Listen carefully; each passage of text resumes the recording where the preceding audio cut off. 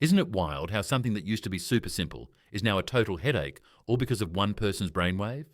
What if I told you that your daily routines, things like logging in, buying clothes, even ordering coffee, used to be way more straightforward, until someone decided to overcomplicate them? Today, we're diving into 10 things that were once simple, but thanks to one person or one marketing team, became something else entirely. And in the process, we may be paying more in time, money, and sanity just to navigate what used to just be. 10. Passwords. The rise of complexity over usability. Back in the day, you might have used your dog's name, please your birth year as a password, and life was good. But fast forward to now. You need uppercase letters, lowercase letters, numbers, symbols, maybe even a hieroglyph or the square root of pi. At least, that's how it feels. Why it happened? Security standards were set to force people into stronger passwords. But when rules get too strict, humans get lazy or crafty. They recycle passwords, write them down on sticky notes, or just cycle through password 1, password 2, etc. Irony, the guy behind many password policy rules, Bill Burr, NIST, later admitted he regrets some of his own advice because it made things worse rather than better. Commentary insight. Security is vital, but imposing rigid requirements without considering usability backfires. If people can't remember their passwords, they subvert the system in predictable ways, and that's what hackers count on. A better approach? Multi-factor authentication. Passphrases, not just random symbols, and fewer expiration demands unless there's a real reason. 9. Clothing sizes, marketing. Masquerading as fashion, imagine walking into a clothing store in the 1940s. Size 12 means size 12. Every time. Fast forward, and size numbers feel like a game of roulette. What changed? Some brands started relabeling sizes to make people feel better about their bodies. A size 12 from 70 years ago might now be called an 8. There are even sizes like Urazovozero. Men's waists, a 34 might really be a 37 in disguise. Impact, returns for online clothes have gone through the roof because nobody's quite sure what size they are anymore. In fact, about 40% of online clothing purchases are returned. Real-life example, there's the often cited case of Marilyn Monroe. In her day, she was a size 12-14. But in today's inconsistent sizing, she might shop for something labelled size 68. That's not her body changing, that's the system. Commentary insight. Sizing inflation gives a temporary ego boost, but at what cost? Frustrated shoppers, environmental waste from returns, and a broken sense of what your size even means. Some designers are pushing back, offering more size transparency, measurement charts, and standardized fittings. That's a step in the right direction. 8. Clamshell packaging. Protection gone wild. Clamshell packaging, those clear plastic cases that are almost impossible to open, was invented to stop shoplifting. But what it created was rage. The problem? They're tough to open. People actually injure themselves trying. Yes, there are ER visits just for clamshell packaging.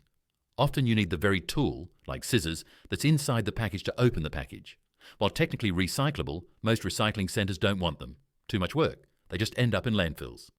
Crazy image. Imagine future archaeologists digging up a mountain of transparent, jagged plastic. They might think humans worship some clear plastic god that demanded sacrifices. Commentary insight, this is a classic case of design over empathy. Whatever protection gains came from clamshell packaging don't justify the frustration and injury risk. There are better designs, blister packs, paper-based packaging, or reusable containers, but the inertia of existing systems keeps the terrible ones alive. 7. Airline boarding groups, tiered chaos for money. Once upon a time, you boarded a plane in a straightforward order, maybe by row or by seating zone. But now, there are more boarding groups than race cars in a Formula One grid. How we got here? United Airlines in the late 90s proposed letting window seat passengers board. First seemed logical, but airlines saw an opportunity. What if they monetized boarding priority?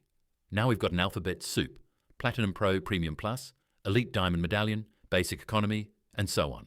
The catch? Several studies show that these complicated boarding schemes actually slow down the process, yet airlines persist not because it's efficient, but because they can charge for the privilege. Takeaway, it's a system built to make money, not save time.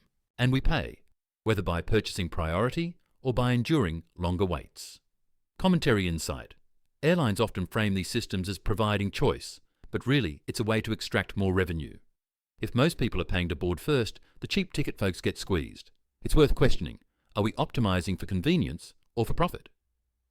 6. Coffee orders. The latte language. Coffee used to be simple, black or cream.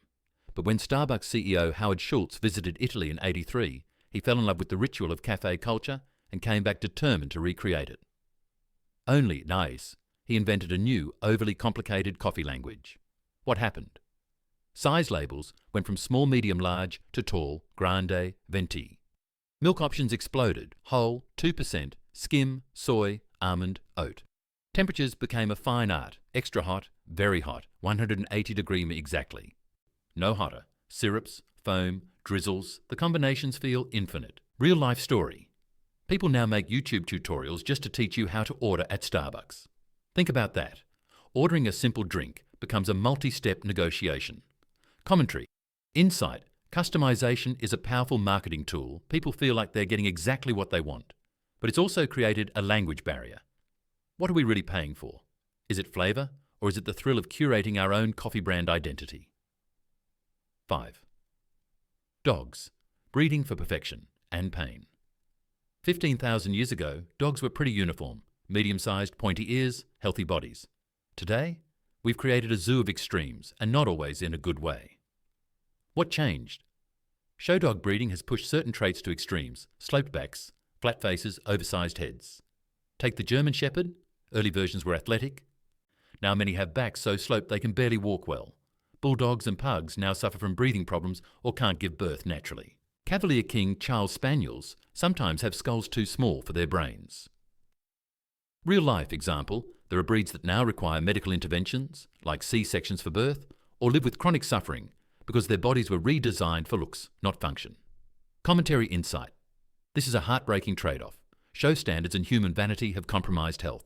There's a growing movement calling for more ethical breeding, focusing on wellness, not aesthetics. And as pet owners, we can support that by choosing breeders who prioritise health. 4. Best by dates. Fear-based waste. Best by dates on food weren't originally about food safety. They started as a convenience tool for grocery stores to rotate inventory. But over time, they morphed into a marketing weapon that plays on our fears. What's wrong? These dates are not always tied to safety. There's no universal regulation. Companies pick dates based on convenience or sales, not spoilage. As a result, an enormous amount of food is tossed simply because people think it's unsafe. Meanwhile, some foods, like honey, last forever. Archaeologists have discovered 3,000-year-old honey that's still edible. Insight. We're throwing away up to 40% of food supply in some places, in part because of these misleading dates. Commentary insight. We need better education and regulation around date labelling. Best by doesn't always mean poison after this day. Understanding that could reduce a lot of waste and maybe save money too. 3. Parental advisory stickers. Warning or marketing? The black and white parental advisory, explicit content label came from political pushback. Tippergore's PMRC wanted to warn parents about inappropriate lyrics, but instead of suppressing music, the sticker made albums cooler. History. In 1984, Tippergore and the PMRC identified filthy 15 songs they deemed offensive. Senate hearings happened. Artists like Frank Zappa and Twisted Sister pushed back. The label was introduced, but soon teens sought out albums with the sticker and record companies leaned into it as a status symbol. Impact. Rather than stifling sales, the warning label became a marketing tool. Albums with parental advisory sold more, not less. Commentary insight. This is a lesson in unintended consequences. What was meant to protect children became a badge of rebellion. It's also a powerful example of how censorship, or warning, can backfire when you make what you're trying to suppress more desirable. 2. Phillips head screws. Engineering designed to be frustrating. We all know the frustration of stripping a screw head when your screwdriver slips out. Turns out that was intentional. Design origins. Henry Phillips designed the Phillips head screw so that drivers would cam out, slip, when too much torque was applied. That was by design, not by mistake. Assembly lines loved it. It prevented over-tightening and damaging components. Modern paradox. Now we have better torque-limiting tools, but we're still stuck using this flawed screw design. Engineers built in a self-limiting weakness, and now everyone suffers when the screw spins out. Commentary insight. This is a design legacy. Sometimes what made sense in a past industrial context, manual labourers, no torque control, doesn't make sense now. It raises the question, when is it time to rethink legacy designs that are more annoyance than innovation? 1. Diamond engagement rings. A billion-dollar marketing myth. Probably the most romantic and financially painful item on this list. Diamond engagement rings. Backstory. In 1938, De Beers had a pile of diamonds and needed demand. They launched a marketing campaign around love, eternity, and the romantic ideal, plus their slogan, "A diamond is forever." They dictated that people spend multiple months' salary, popularised the 4 C's, cut, clarity, colour, carat, and established a new social norm. Reality check: diamonds are not particularly rare. De Beers controlled supply to keep prices high. The whole engagement ring, Maïjme's love tradition, was largely invented by their marketing machine. Commentary. Insight. This narrative shows how much of tradition is actually manufactured. The diamond ring as a token of eternal love? It's brilliant marketing, much more than deep-rooted custom. It's worth asking, do we buy for love or because a century-old ad campaign told us to?